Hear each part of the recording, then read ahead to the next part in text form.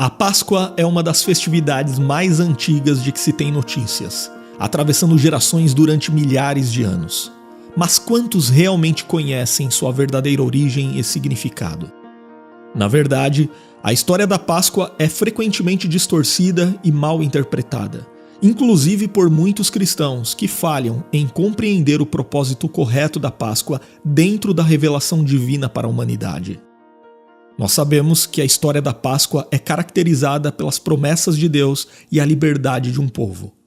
Mas para compreendermos essa história de forma completa, precisamos considerar os eventos que ocorreram desde o tempo dos patriarcas de Israel e as terras do Antigo Egito até a cruz que foi erguida há cerca de 2000 anos fora dos muros de Jerusalém e que marcou para sempre a história do mundo.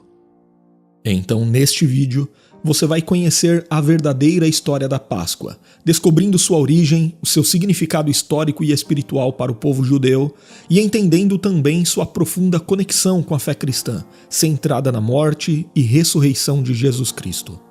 Mas antes, se você ainda não se inscreveu aqui no canal, inscreva-se agora para não perder mais nenhum vídeo por aqui. Nós podemos começar dizendo que a Páscoa é uma celebração judaica instituída por Moisés, seguindo uma ordem específica do próprio Deus. A primeira Páscoa judaica foi realizada no mês de Abib, que se tornou o primeiro mês do calendário litúrgico judaico, e que após o exílio na Babilônia, passou a ser chamado de Nissan. Esse mês corresponde ao período entre os meses de março e abril em nosso calendário.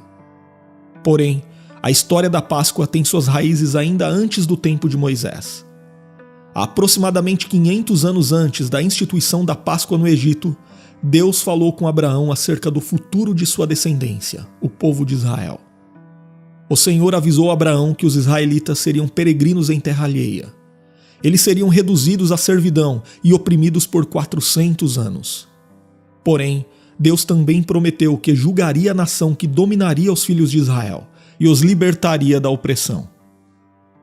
O tempo passou e mais tarde José, que era bisneto de Abraão, foi traído por seus irmãos e vendido como escravo a comerciantes ismaelitas, indo parar justamente no Egito. E depois de enfrentar muitas dificuldades, segundo o plano soberano de Deus, José se tornou governador daquela terra, sendo responsável por liderar as ações que garantiram que os egípcios tivessem mantimento numa época de terrível escassez. Mas aquela crise levou a casa de Jacó até o Egito em busca de alimento. Então, os irmãos de José descobriram que ele havia sido exaltado por Deus naquela terra, e que ali a descendência de Abraão sobreviveria. Durante algum tempo, os israelitas viveram com dignidade no Egito. Mas José e toda aquela geração morreram, e chegou o tempo em que se levantou um faraó que não conhecia José, e esse faraó escravizou os filhos de Israel. Porém, depois de 400 anos que os israelitas estavam no Egito, Deus levantou Moisés como libertador de seu povo.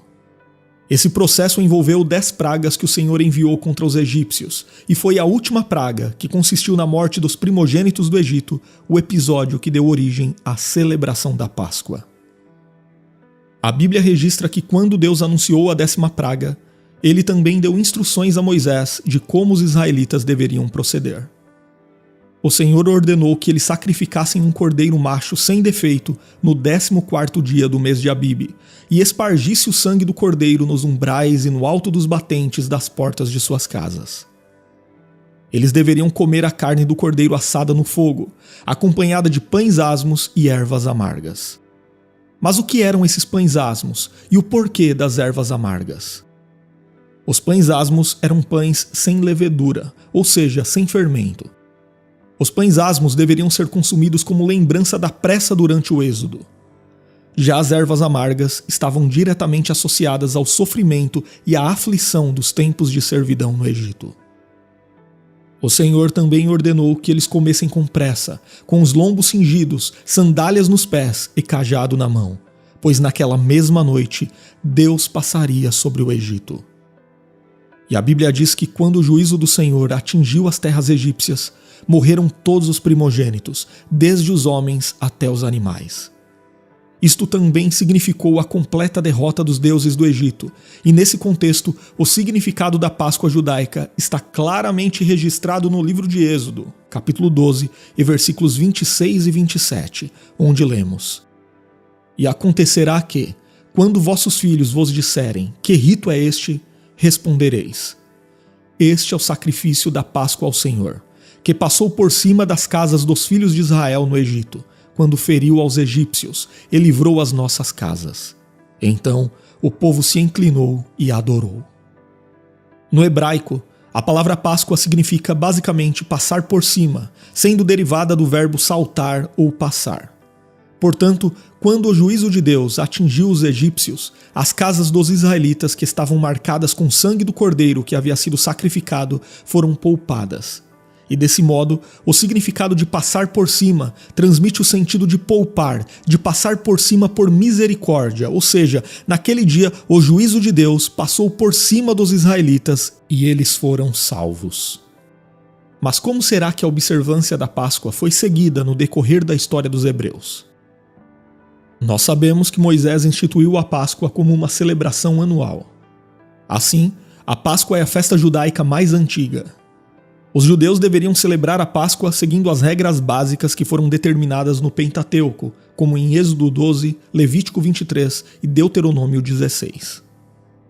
Assim como na primeira Páscoa ainda no Egito, a festa anual era comemorada no crepúsculo do 14º dia do primeiro mês, seguida de 7 dias consecutivos, denominados como Festa dos Pães Asmos. O cordeiro macho e sem defeito de até 1 ano que seria sacrificado era separado do rebanho por cada família no 10º dia do primeiro mês e guardado até o 14º dia. O animal então deveria ser assado inteiro e sem que nenhum de seus ossos fosse quebrado. O cordeiro tinha de ser consumido muito rapidamente com as ervas amargas e os pães asmos. Os israelitas também deveriam comer do cordeiro com trajes de viagem para que a saída apressada do Egito fosse relembrada. E as sobras do cordeiro também deveriam ser queimadas, pois não era permitido aproveitá-las no dia seguinte. Durante a celebração da Páscoa, o chefe da família explicava o significado do ritual aos seus filhos.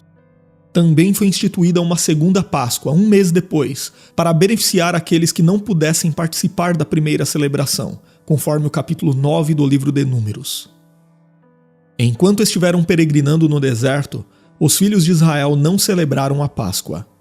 Eles voltaram a celebrá-la apenas quando já estavam acampados em Gilgal, sob a liderança de Josué. E há também várias outras passagens bíblicas que fazem referência à celebração da Páscoa ao longo do período do Antigo Testamento, até finalmente chegar o tempo de Jesus. Então, no texto do Novo Testamento, nós lemos que Jesus era levado por seus pais a Jerusalém todos os anos para a festa da Páscoa. E no Evangelho de João, por exemplo, encontramos pelo menos 4 referências à festa da Páscoa durante o ministério terreno de Jesus. Nessa época, o cordeiro era sacrificado na área do templo e seu sangue era lançado por um sacerdote sobre o altar.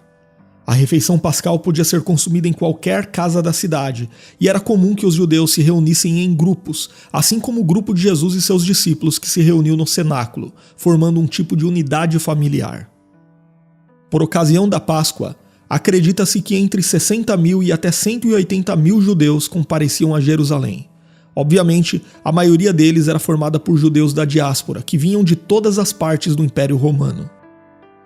Os gentios não podiam participar da Páscoa, porém os prosélitos que aceitavam satisfazer as condições exigidas pela lei mosaica eram admitidos na celebração. Muitos estudiosos sugerem que nos dias do Novo Testamento, cerca de 250 mil cordeiros eram sacrificados por ocasião da celebração da Páscoa judaica. Obviamente, essa tarefa exigia a participação de centenas de sacerdotes, visto que todos os cordeiros deveriam ser mortos antes do crepúsculo do dia 14 de Nissan. A quantidade de sangue que resultava de todos esses milhares de sacrifícios era enorme. Historiadores dizem que durante alguns dias, as águas do riacho próximo ao templo de Jerusalém ficavam tingidas de vermelho por causa de todo aquele sangue, e isso obviamente servia como lembrança em relação ao preço do pecado. E depois da queda de Jerusalém e da consequente destruição do templo em 70 d.C., A Páscoa judaica passou a ser uma celebração íntima e familiar, mais próxima do que foi no Êxodo, já que não era mais possível realizar todo o ritual feito no templo. Porém, a verdade é que todo aquele sangue derramado dos cordeiros sacrificados na Páscoa judaica apontava para o único sangue capaz de realmente prover expiação do pecado, o sangue de Jesus Cristo. Os cordeiros imolados na Páscoa judaica serviam simplesmente para simbolizar o sacrifício perfeito que Deus providenciaria para resolver o problema do pecado do homem. E aqui chegamos ao significado correto da Páscoa para os cristãos.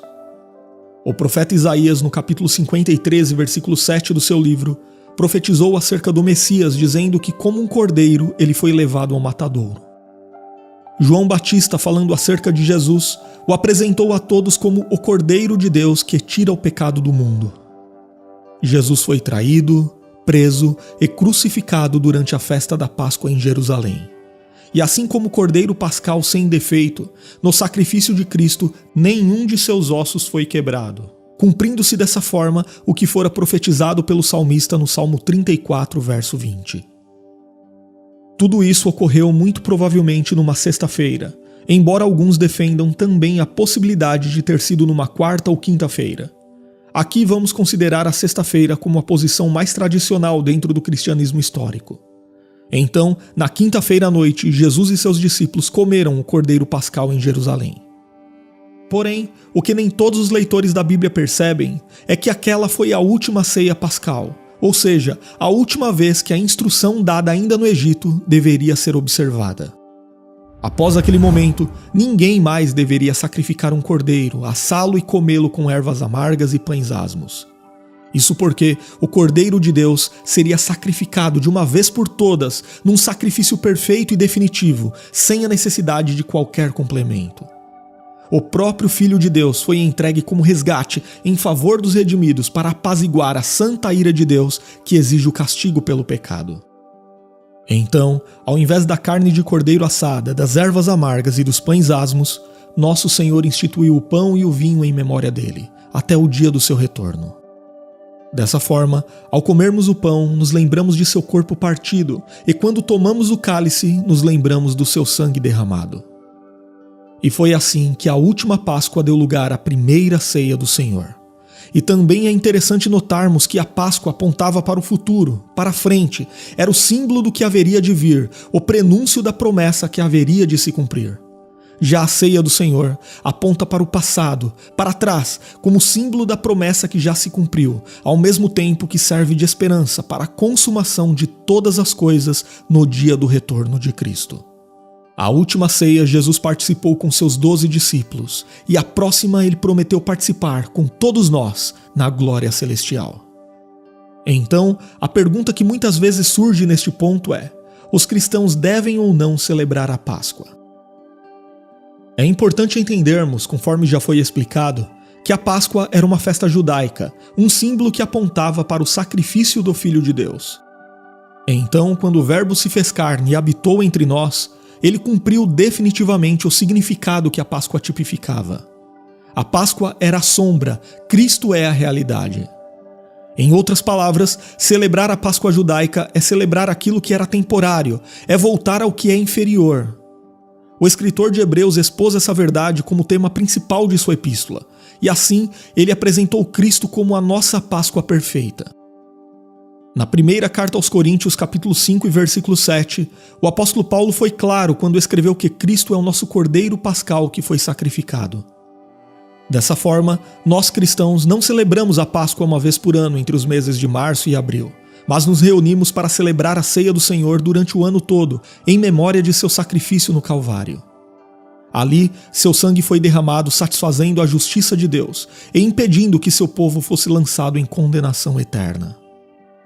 Se alguém me perguntasse qual o significado da Páscoa para os cristãos, eu diria que para nós, a Páscoa significa que, pelos méritos da obra de Cristo na cruz, a ira de Deus passou por cima das nossas vidas, pois nos umbrais de nossas portas, seu precioso sangue atestou que fomos justificados. É por isso que, num determinado sentido, os cristãos não comemoram a Páscoa, antes celebram a ceia do Senhor. Outra pergunta que geralmente as pessoas fazem é de onde veio a tradição envolvendo coelhos, ovos e chocolates. A verdade é que esses elementos foram incorporados posteriormente à Páscoa.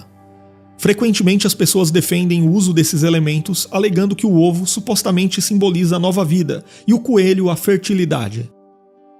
Quanto ao chocolate, talvez a melhor explicação seja a de que, associado aos outros dois elementos, ele é bom para o comércio. Mas seja como for, de fato esses elementos não possuem qualquer ligação com a Páscoa judaica ou com a ceia do Senhor. Infelizmente, em muitas igrejas, esses elementos são incorporados até mesmo num tipo de culto especial da Páscoa, e particularmente eu não concordo com isto. Por outro lado, há também aqueles cristãos que, na tentativa de se desvencilharem desses costumes populares, acabam cometendo outro erro ao aderirem às práticas da Páscoa judaica.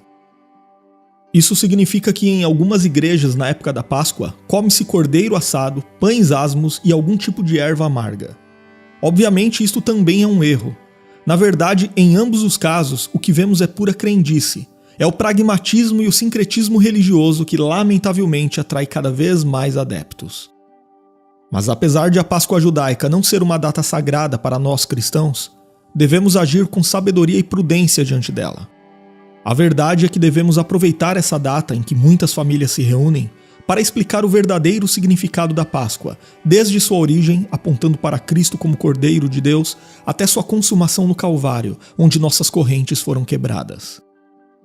Além disso, devemos estar confortados na promessa de que o pleno significado da Páscoa será completamente cumprido no novo céu e na nova terra. Ali, o povo escolhido de Deus estará totalmente livre de todo pecado, e nossa comunhão com o Redentor será aperfeiçoada em toda a plenitude. Agora escreva nos comentários se você já conhecia a verdadeira história da Páscoa e compartilhe este vídeo com alguém que talvez não saiba o significado correto dessa celebração. E se você também tem vontade de se aprofundar no conhecimento bíblico, eu te convido a estudar teologia conosco de qualquer lugar, em qualquer horário, através de videoaulas, apostilas e com certificado de conclusão. Eu vou deixar as informações na descrição do vídeo e no primeiro comentário.